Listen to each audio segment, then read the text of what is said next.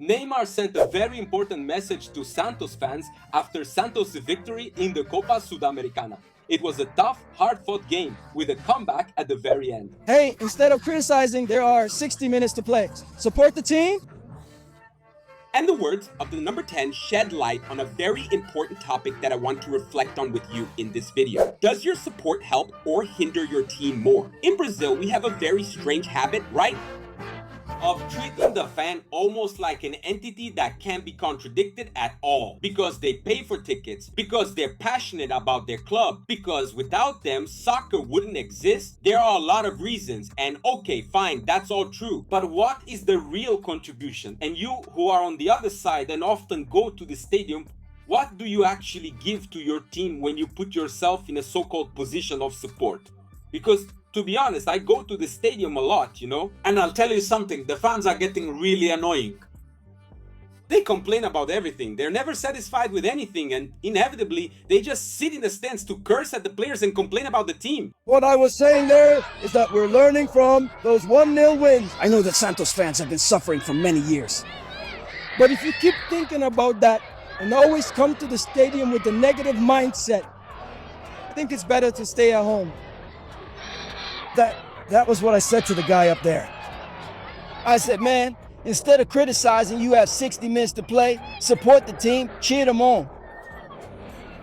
Then we turn the game around, then I go drink water until he scores from the heart. Then it's easy, just sit.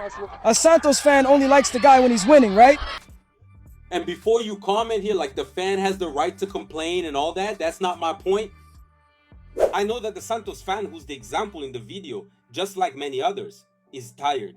Tired of really bad management, tired of terrible administrations, tired of seeing that the current team doesn't live up to the club's history. I understand all of that, that's fine. But then I ask you, what good is it going to do for your team? You go to the stadium and act like a madman for 90 minutes cursing at the team, as if it were a fantasy game team, where you take this one out, put that one in, hire another, and everything gets better in the blink of an eye. The coach doesn't have that power and doesn't have that option. And this fantasy game thing you can do here at Futebol Maximo, in our fantasy game, where you build your own team, you hire the players you want, and even compete with your friends, with the points being counted based on real statistics, accurate passes, goals, assists, dribbles, defensive contributions, and so on. It's all there and everything is well explained in the link below. So if you're not taking part in our fantasy yet, don't waste time, don't miss out. Click sign up and come join this chat here at Futebol Maximo, because there you can really build your team your way, the team you love. Unless you root for Flamengo or Palmeiras, who have the financial power, then you can't really do that. And deep down, when we look at this interview, which is short but very revealing, Neymar is admitting Santos' inferiority at this moment, just like you. Santos fan or fan of any other team, he knows that the team is limited because of the poor management that has plagued Santos in recent years. They don't have the financial capacity to sign great players and build great teams. And in the end, he's also making this appeal because he knows that the fans can be a very important 12th man fundamental for Santos this season.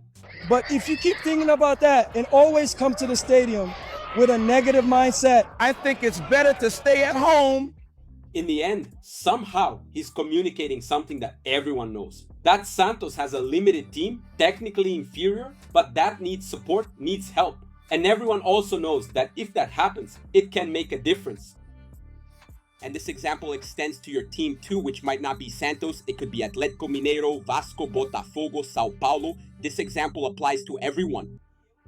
And I'm absolutely sure that all the teams in Brazilian football have players who think exactly like that, just like Neymar said in that press conference, and who also know they could perform better, have better performances with just a little less of this crazy pressure that happens in Brazil.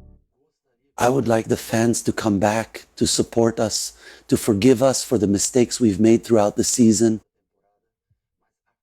But every time he's here in the stadium and even insults me, I tell you, I'm not going to touch the ball. I'm not going to dribble. I'm not going to control it. I won't. Mentally, I just won't. Is it pleasant? Of course it's not pleasant. I'm being honest with you. But the athlete who goes out there, he doesn't control the ball the way I do.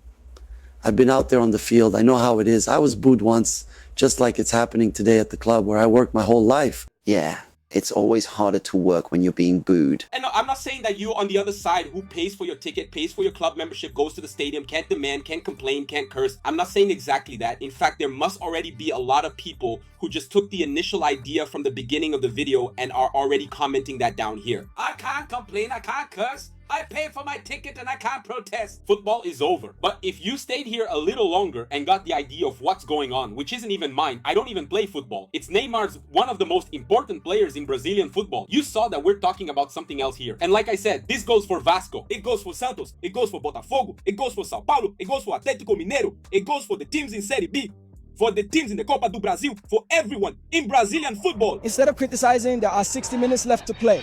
Support, encourage. With much more criticism than support, which is something that happens in almost every game in Brazilian football, home field advantage ends up becoming a weapon for the opponent. That's what the fan needs to understand. It's asking for everyone to be united. It's asking for support for our players even when they play badly. I can't accept that a Palmeiras fan is only a fan when the team wins. Or is only a Palmeiras fan because the rival lost. No, that's not what being a Palmeiras fan is about.